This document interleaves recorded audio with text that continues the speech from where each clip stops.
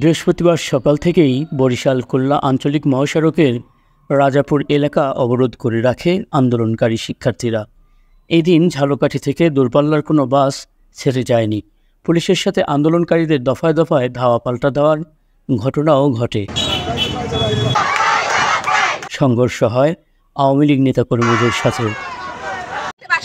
আমাদের অধিকার আছে বাক স্বাধীনতার, আমাদের দাবি আমাদের ভাইদের গায়ে কেন হাত দিল? তারা পারতো স্টুডেন্টের সাথে বসে একটা মীমাংসা করতে, কিন্তু তারা তা করেনি। তারা কি করলো? তারা ডিরেক্ট শিক্ষার্থীদের উপরে কি করলো? গুলি মারা শুরু করলো। কেন? রোকে হলে ছাত্রীদের গরম পানি গায়ে শুরু করলো। ছাত্রলীগের নেতারা পুলিশরা কি করতেছে? পুলিশরা তাদের হেল্প করতেছে। এসব সংঘর্ষে অন্তত 5 জন আহত হয়েছেন। শেষ পর্যন্ত পুলিশ লাঠিচার্জ করে রাজাপুরের পরিস্থিতি নিয়ন্ত্রণে আনে।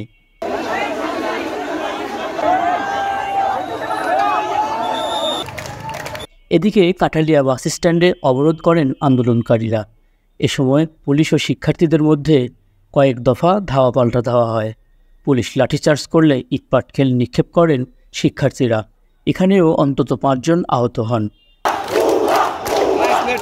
পরে লাঠিচার্জ করে পরিস্থিতি নিয়ন্ত্রণ করে পুলিশ। ফিরে যেতে পারে, তাদের পাঠ কার্যক্রমে তারা অংশগ্রহণ করতে পারে। সরকার তাদের এই যৌক্তিক দাবিকে মেনে নিয়ে